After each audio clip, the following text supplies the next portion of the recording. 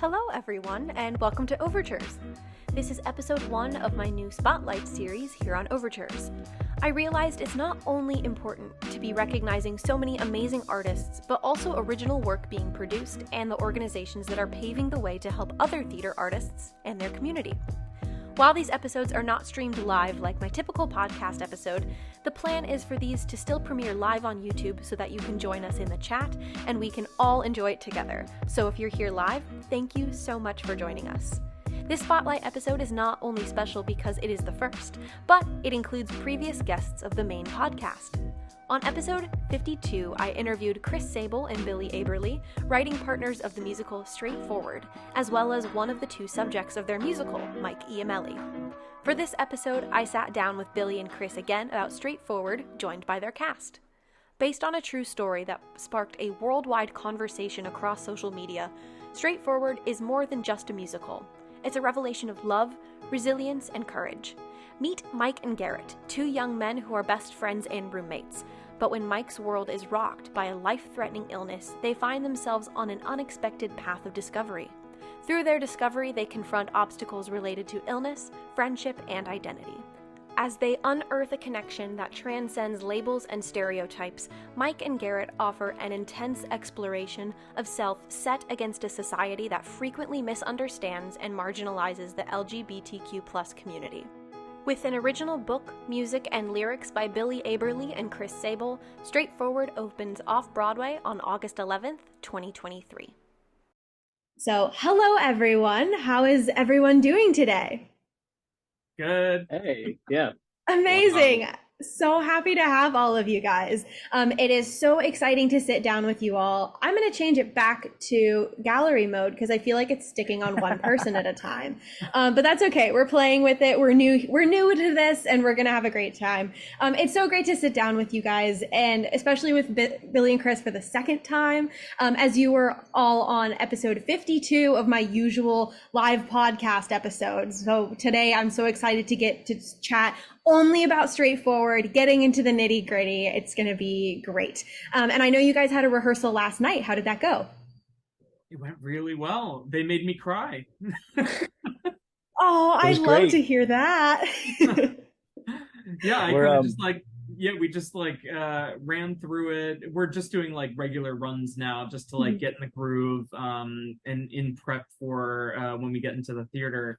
And it was just like such a nice run last night that at the end I just like burst into tears. It was great. Oh, I love that so much. Oh, I love that. Well, especially when it's something that you've written and you've been working on all this time, feeling like you're getting to that end goal of putting on the show. I can imagine that comes with so many emotions. So I love hearing that, and I'm so excited for you guys. Before we get really too into the nitty gritty of all of this, I want to make sure to introduce all of you today. So I'm going to go through, introduce all of these lovely guys that I have here and read their bios. So first I have Chris Sabol, one of the two co-writers of Straightforward and this production's musical director.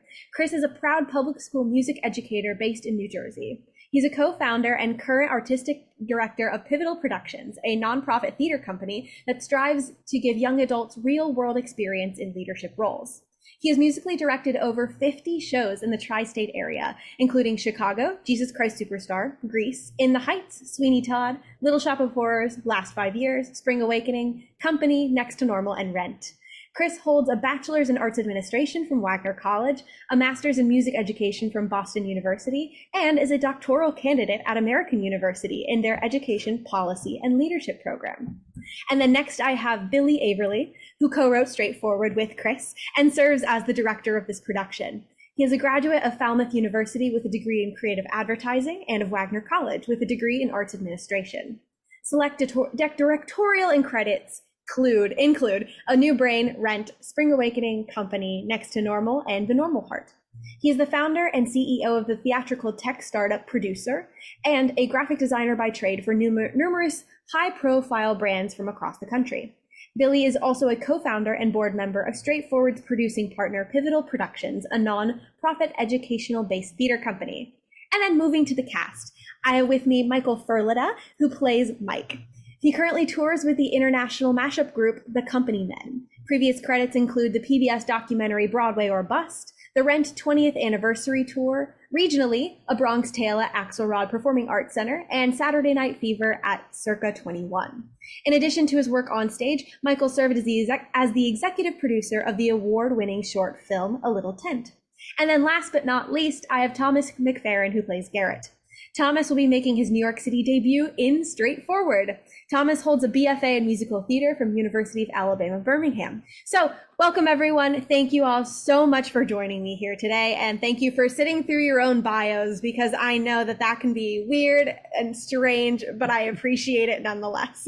I think that's before Billy made me cut it down to like 100 words or whatever. So thanks for reading the full one. No problem. No problem. Well, you guys all have so many wonderful things to credit yourselves for. And it's also fun watching your guys' faces react to each other's bios. So I think there are some surprises in there that y'all didn't know about each other, which I love. It's so much fun. So Billy and Chris, I know we have a whole other episode where we talk about the creative development of this show from its humble beginnings and with one of the people who inspired it, no less, Mike Iamele.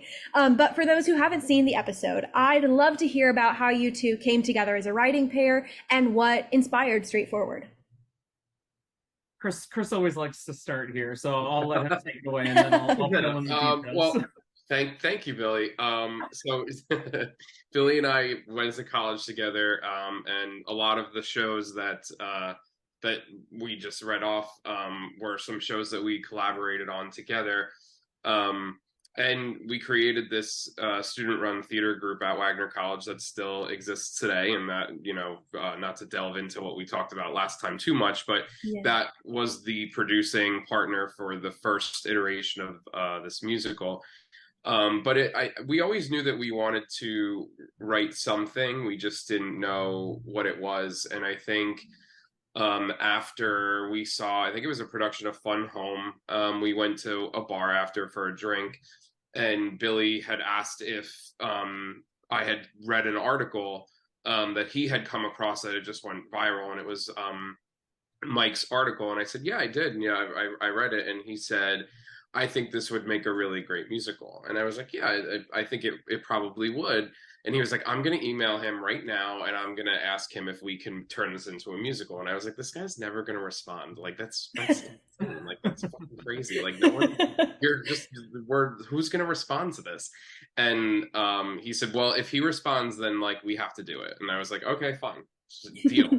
And of course, Mike responds, because obviously he would. Knowing him now, like, it's like, of course he would respond. Yes.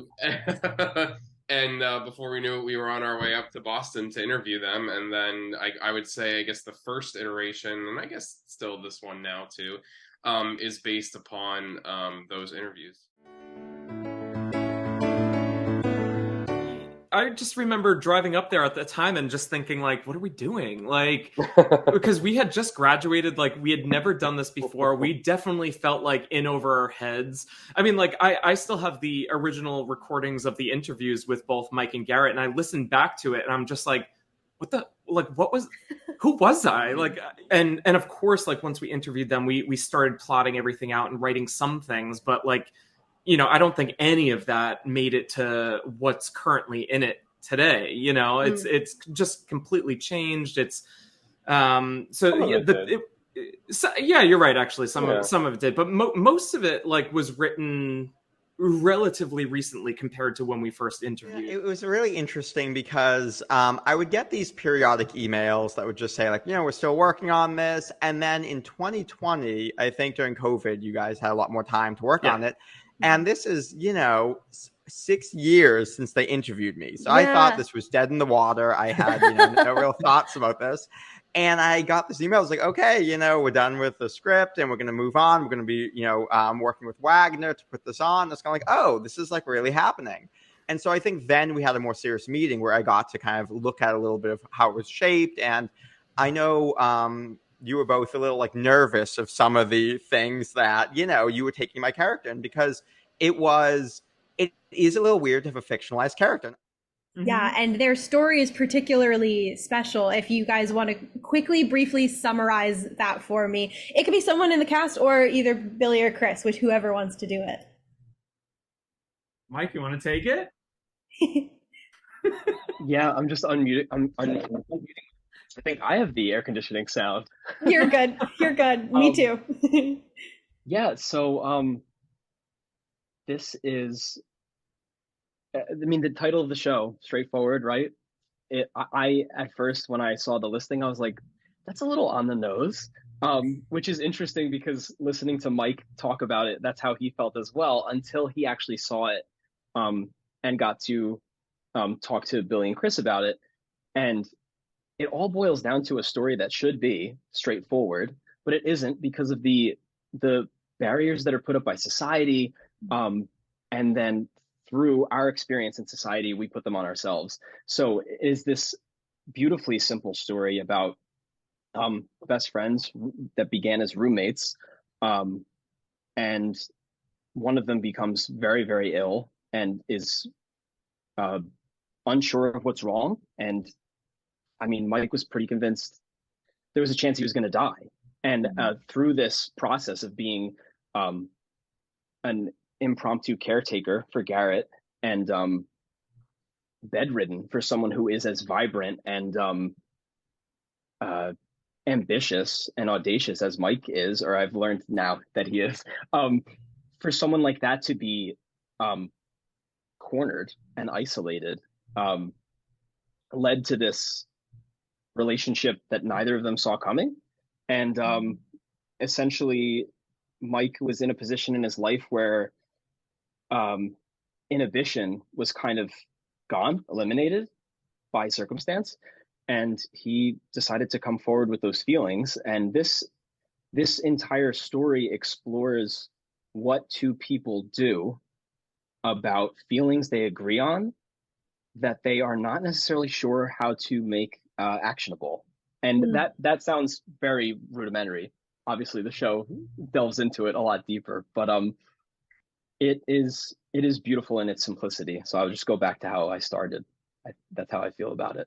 Yeah, no, I think that's an amazing way of putting it after hearing Mike talk about his story when we interviewed last. Just, yeah, I think you perfectly put it. And of course, it's in the log line written so beautifully and simply, straightforward, as we've been talking about. But I'm so excited to have audiences get to see the full in-depth of this. And that's what's so awesome. And both Billy and Chris, you both have gotten master's degrees since college, and you've continued to work on this show. How long has it taken to get it to this point where it is now? I think we're going on 8 years now, huh? Yep, I think it's about 8 years. I love that. Did you both have any idea from the beginning where this show would go? Because I sometimes feel like as writers, you have an amazing idea and you tinker it with it over the years, but you're never sure if it'll see the light of day. Well, yeah, you never know. I mean, I think that goes with like any piece of art, whether it be for the theater or not. You know, like we just like had this idea and we really wanted to see it come to fruition.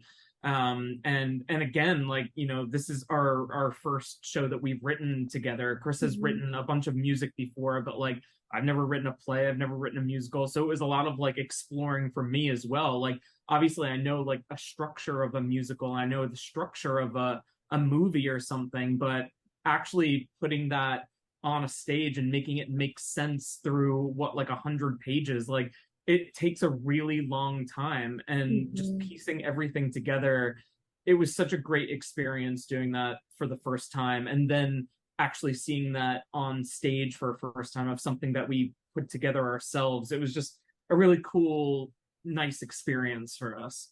Yeah, because Straightforward first premiered last year in 2022, produced by the alma mater student group SRMT, Student Run Musical Theater, which you guys began at Wagner College. And so that must have been so fun. You got to do a reading on campus and then again as part of New York Theater Festival, yeah?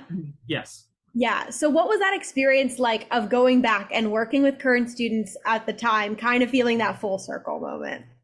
I felt old. Old. Yeah. It was really weird. Well, like first of all, like we reached out to a couple professors that we know that like still work there, and we kind of just like started chatting with them, and they actually recommended reaching out to this group, and we were like, oh yeah, I guess that makes sense, you know. So that's how that kind of wound up coming to be. But you know, like when we were going back there every week for the first time since we graduated, which was, you know, for me in 2013, you know, like it was almost a decade later, and here we are just like going to campus every day. It was just like really weird, but really fun. Because like, you know, Wagner, it's so small. Like Mike and Thomas don't really know Wagner, but there's only like there's like under 2,000 people. You know, it's like a very just like small, humble, like little artsy campus, and it's just really nice to actually like go back there and just exist, let alone like work with something that we've started when we were there, and just like little babies. Yeah, absolutely. And this is probably a little bit of a leading question, but are you guys glad that you ended up working with Wagner students on it to first workshop it, as opposed to like going and finding actively working actors out of school and things like that? Yeah, for sure.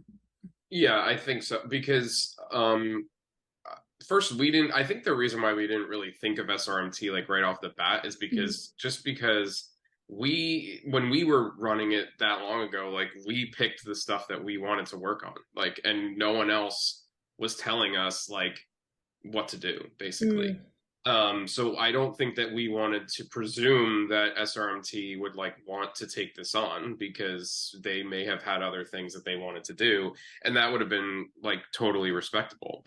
We were very grateful that that they decided that they wanted to put it in their season that year, because I think one of the reasons why, I think, and it ties in with like Pivotal, is like one of the reasons why I like working with young actors is because they're just like they're like at the beginning of everything, you know, like the whole world is like in front of them, and they're just like hungry for that, you know, and like they want to like tackle new things and you know, try new works, because they're excited about like the career that lies in front of them. And I think that like youthful energy is like very inspiring to be around all the time. Absolutely. Well, and how cool is it then that Grayson, who is a part of that original working workshop of it, is now the swing for this production of Straightforward. That's really awesome that you guys have been able to create and maintain these relationships as well. Yeah, absolutely. Yeah, we love Grayson. He's been doing a great job, and I can't imagine personally learning essentially 2 hours of material just on my own. So good for him. Yes, absolutely. Big credits there. And how exciting was it to get first audiences for this production, both like at Wagner College and also at New York Theater Festival? Did like the feedback prove valuable, or were edits made based on more of what you saw, experienced, and that kind of thing? Yeah, so many yeses here. Yeah. The show that's going up at Theater Row, I don't want to say it's not the show, because, you know, obviously it's the same story, it's a lot of the same music, but I can't say that it's the same show. It's not the same production whatsoever. We made so many edits after getting so much valuable feedback from all the people that came to see it at the festival.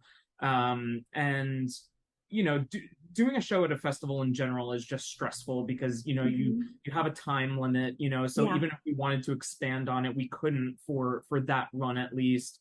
We're not allowed to bring in any sets. We can't like do anything. Like we had to manually run the lights, because the day before they were like, you can't program lights, and we were like, oh, well, we already did that. I guess we're gonna have to figure it out. You know, it's just like a whole different ball game now, being at Theater Row and being in this like professional setting. But yeah, it has changed so much. And that's not to say it's not going to change again, you know, like we just want to keep bringing it to the next level. So, you know, like after we get out of this run, you know, we're again going to ask for feedback, and who knows, it might change just as much for the next time around, you know.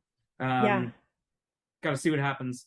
Absolutely. Well, and that's so awesome that you both were so receptive of it, because I know I struggle with this myself. It's holding on to the material you've written and not wanting to kill your darlings, but sometimes it's needed in order for it to progress and grow. That's awesome that it's been able to develop so much. Well, and then Mike and Garrett got to see that production as well.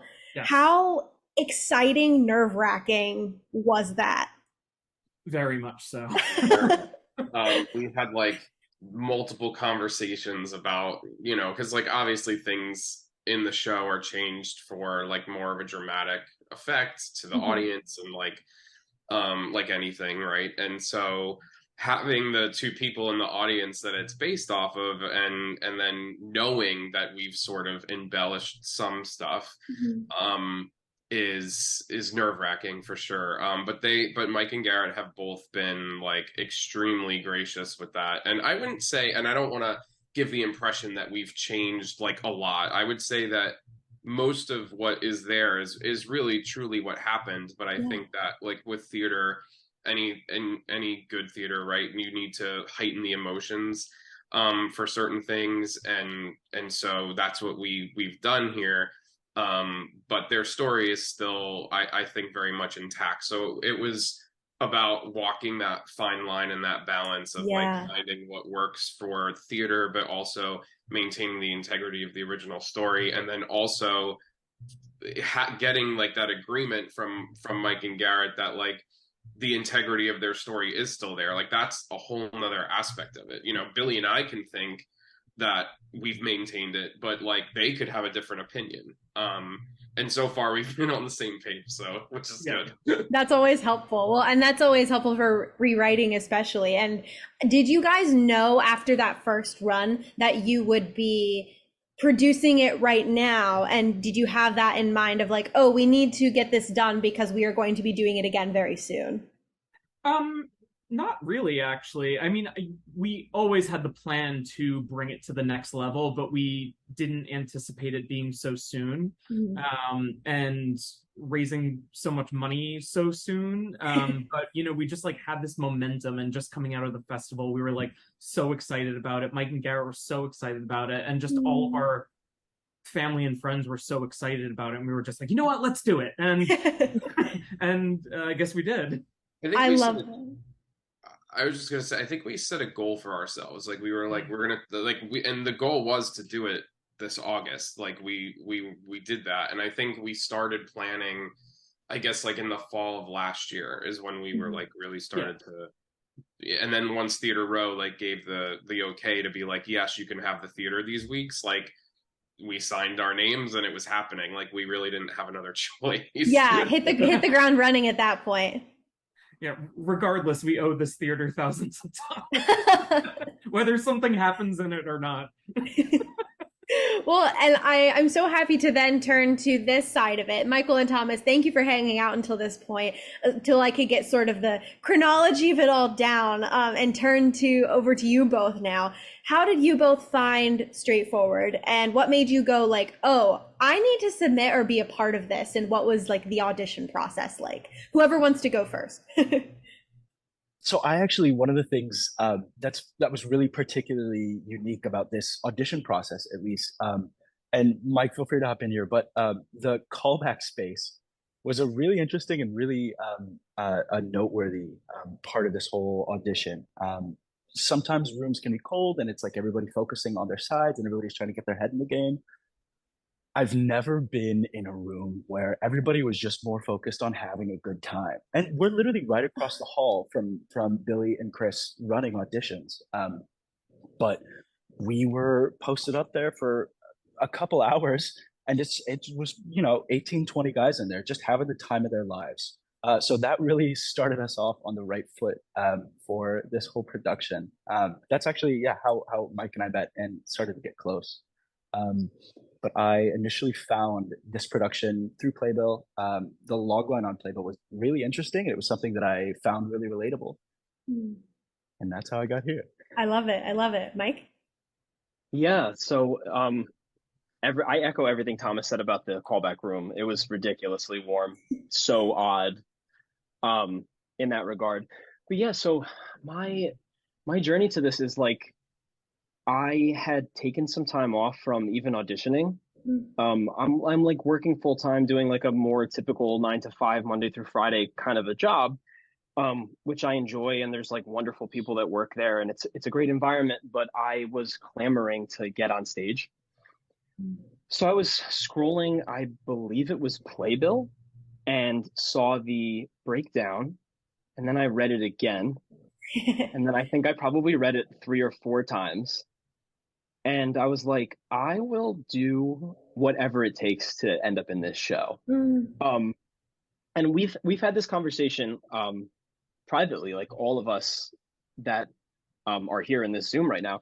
But like without dumping on everybody, like I have lived kind of an interesting life of like self-discovery and figuring out who I am. I definitely grew up feeling like I was 100% straight and that's my story and this is who I am, and that was the label that fit me. And anything that was contrary to that, I ignored, and I like kind of pushed down or pushed aside.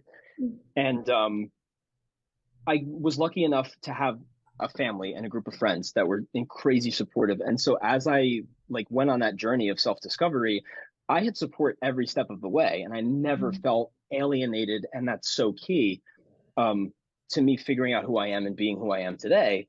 And when I saw that breakdown, I was like, I have a chance to not tell like my story, but to tell a story that I feel connected to in that way. Like to people that knew a truth and through the adversity followed through on the truth and like arrived at this conclusion that makes perfect sense.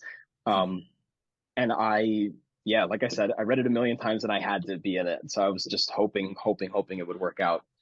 I love the serendipity of it all. And so then Billy and Chris, what was the audition and casting process like from your guys' point of view? I just remember like we had like 2 of our staff working the desk, and they kept coming in and they were like, you have to go in that room. They were like, they are having the time of their lives in that room. And I was like, what do you mean? And they were like, I don't know, they're all just like best friends. Like there's no other way to say it. And I was like, traded phone numbers at the end and yeah.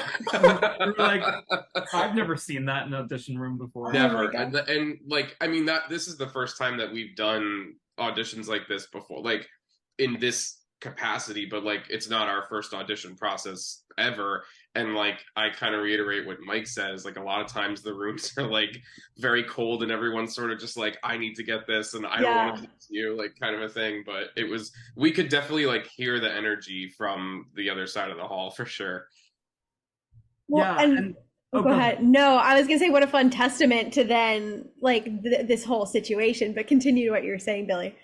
Yeah, no, I was also gonna just also throw in kind of the risk of actually just like putting the auditions out there. Like once we officially decided and we like knew that we were going through with the show, you know, like we had no idea how many people would come out for it, if any. And I remember that being like a big anxiety point for Chris. He was just like, nobody's gonna audition for this. Like nobody likes us. Nobody like we're nobodies. Like maybe 2 people will audition, and it'll be the people that were in the last show, you know. And then all of a sudden, like we open up all these slots, and you know, long story short, I think we had like 150 people audition. Wow. We're all crazy talented, you know, like it was just crazy. I was just like, how on earth are we ever going to make a decision here? Like it was insane. And, you know, we had to keep like adding slots for people that wanted to audition but missed out on signing up and just like all this stuff. And we're like, oh shit, all right, let's do it. Well, and how crazy to narrow it down from like 150 submissions to 2 characters. Yeah. Like I can imagine how difficult that process must have been, even getting to the callback point, let alone having to then decide after a callback. Like, oh my goodness, so much, much to think about. Super difficult and super just like exciting at the same time too. You know, we were really excited to see everyone else being so excited about it, which in turn made us even more excited. Yes, absolutely. And so when did you all start rehearsals, and how has this crazy process been so far? When did we start rehearsals? Early June or something? I think it was June 11th. I think you're right. Yeah. It was June 11th. Yeah. I was going to say early May or early end of May or early June. Yeah. I was like, I'm not going to go there. Yeah, so since early June, and we've June 11th, and we've been rehearsing 4 days a week at Theater Row. That's awesome. What has it been like to then like rehearse so often, but also it's a two-hander. So there's so much to work on, but also I can imagine it feels like you're like, okay, what do we need to do next now, actually? Yeah, I mean, I relate to that especially just because like the last time me and Chris worked together, slash the last time I actually had like literally directed a show was when we were in college. So I was just like, do I remember how to do this? And it was just a very I feel it was a rocky start for me, just trying to like wrap my head around what is everything that needs to be done for this. Mhm. And then I think at least I hope it like snapped into the groove a little bit. So it was definitely like exciting, like bringing that old Billy from Wagner back a little bit and diving into that process again. It was fun. Yeah. I Anyway. remember, like, because I, as my day job, like I musically direct shows all the time, and so like with my high school kids or like other theaters, and I just remember being so nervous to go into this whole rehearsal process because it's a lot different to musically direct something that you didn't write.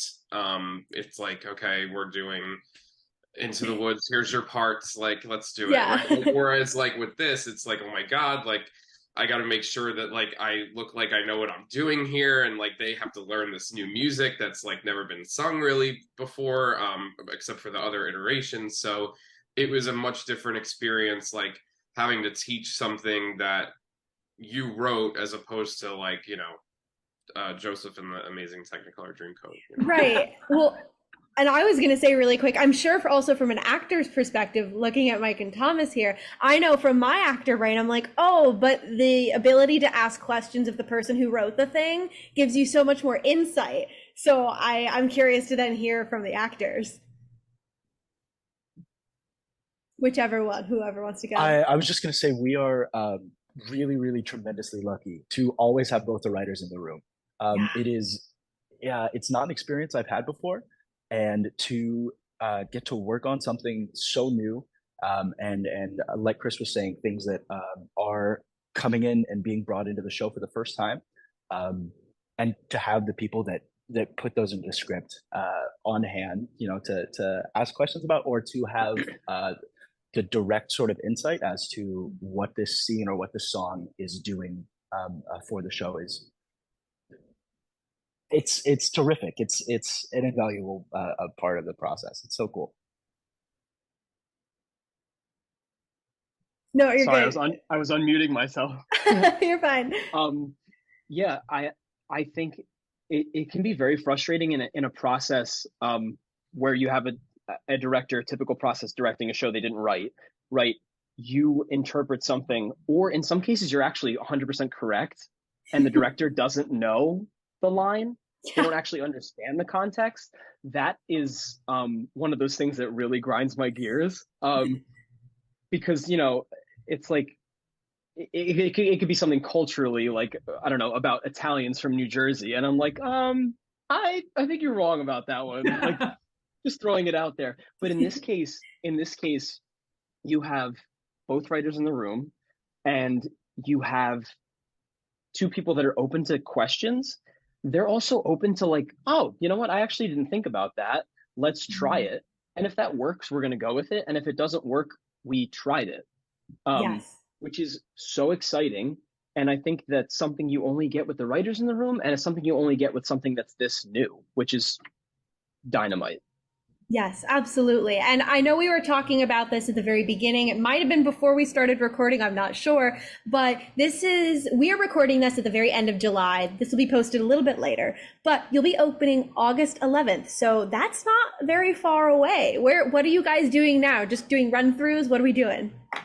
Yeah, we're extremely, extremely lucky where we're sitting right now. We're at a point where we are just running the show every rehearsal now. So, we have 4 rehearsals next week that we're gonna run every day, and then we have a system. I'll be taking notes the whole time and sending them out, and then if we have to work through something before we start that run, we'll do it the following rehearsal. Or if they have any questions on any of the notes that I sent out, we have the ability to actually like go back and work things. But we're so lucky that we have the time to actually just like do all of these runs, and that's excluding the week before we actually open, when we're in tech during the theater running the show every day. Like I can't even like comprehend, like it made me cry like last night at rehearsal, like August 11th, like I'm just gonna dig a hole and bury myself in it. Like I'm not gonna be able to be seen. I'm gonna be a mess. So I'm really excited to see what happens in the next 2 weeks. We're really lucky on our timeline right now. Yeah. Well, and then Michael and Thomas, I would love to hear about your guys' relationship to the material and how it's just grown through this rehearsal process, because it also must be a particularly different thing to be playing characters who are real people. Thomas, go think for it. sure thing. I think something that's really interesting to me, and something that I really tried to do coming into this, and of course with Chris and Billy's blessing, is to not base too much of the Garrett that I'm bringing into the room on the actual Garrett, because there's already so much of him and his characteristics and his story in what we're telling. So it was really interesting. We had a meeting with Mike and Garrett a couple of weeks ago. I was wondering.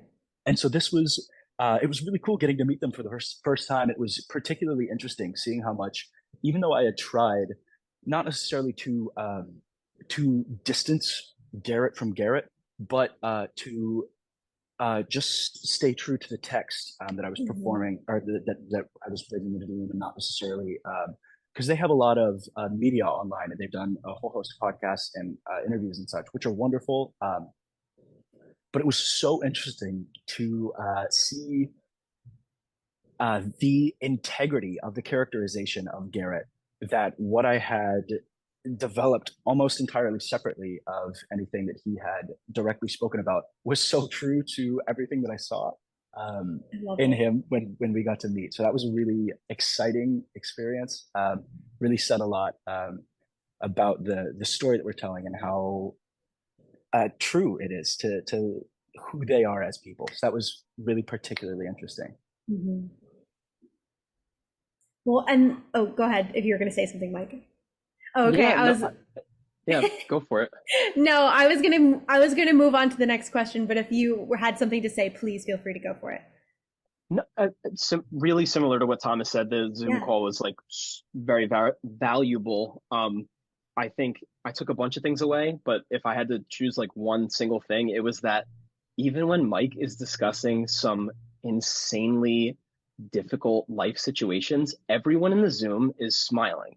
And that includes Garrett. And like everyone is smiling when he talks, because he has this like zest. There's no other word for it. It is like the spice of life is alive in that human being, which is so cool and should be celebrated. And like, there's obviously a huge difference between imitation and evocation when you're playing a real person.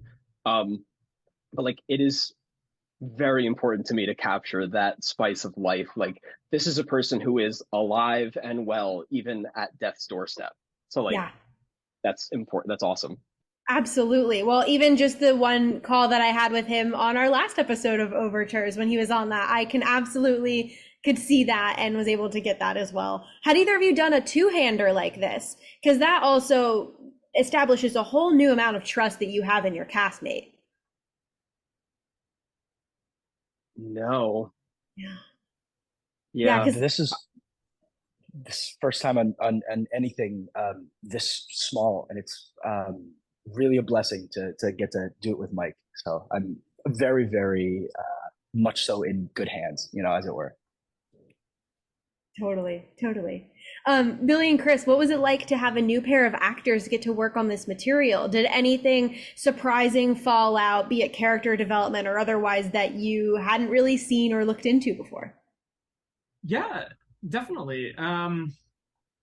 It's still so new. I mean, these are just the third and fourth guys to do it, aside from like the first cast. So it's just like when we're writing, and like I'm writing scenes, or Chris is writing music, or like wherever whatever we're doing, like I'm saying, for example, like I'm like writing a scene, I imagine it some way in my head, and then we get through that in that last run. But then Mike and Thomas come in, they'll read it a certain way, and it's just like, oh, I never thought of it that way. And we talked about that earlier as well. And it just kind of like opens your minds to like sometimes I'll even start spinning like, oh, well, if it goes that way, like, well, what if we made it go this way? And it's definitely hard to, at least for now, obviously for now, like the show is frozen and everything, but it's just like seeing people do it and just like understand it in different ways and throw their own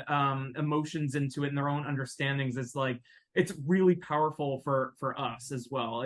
We're so lucky that we have such talented people like Mike and I almost said Mike and Garrett, Mike and Thomas to take on these roles. Yeah, absolutely. Will Mike and Garrett be able to come see this production, this iteration of it? It'll be their opening night. Yeah. Oh, wonderful. That's so exciting. Well, Yeah. and I was going to mention that according to the website, you guys are currently sold out for opening night. From the day we're recording this, it's exactly 2 weeks from opening. Yes. This is an easy one, but how excited are you all to be able to share this show with everyone? Yeah. So excited, all up there. The limit does not exist. Absolutely. I love it. I love to hear that. Thank you guys so much for finding time in your busy rehearsal schedule to chat with me and officially be my first episode in the Overture Spotlight Series. I would love it if you could all briefly just plug any social media handles you have, or if there are any other additional projects of yours that we should know about. I mean, I would say just the straightforward handle is just at Straightforward Musical. Give us a follow, and then Chris and I's are on there. So is Mike and Garrett. You can find all of our social handles and whatnot. Straightforwardmusical.com. Buy tickets. Come to the show. Yes, absolutely. Straightforward opens on Friday, August 11th at 7:30 p.m. at Theater Row on 42nd Street here in New York City. The show will be running August 11th through the 13th and the 18th through the 20th. Tickets are available on the Theater Row website, whose link I'll have in the description. Additionally, a limited number of discounted tickets will be available on a first-come, first-served basis at the box office 1 hour prior to showtime. Thank you so much for joining me in this first episode in Overtures Spotlight Series. Hit the subscribe button to watch future episodes and set notifications for the next time we go live. Follow at Overtures Show on Instagram for the latest news and to be a part of the conversation. Episodes are also available on the go on Spotify and Apple Music. Finally, check out my Ko-Fi page to help keep this show running. This is Lora signing off. See you next time.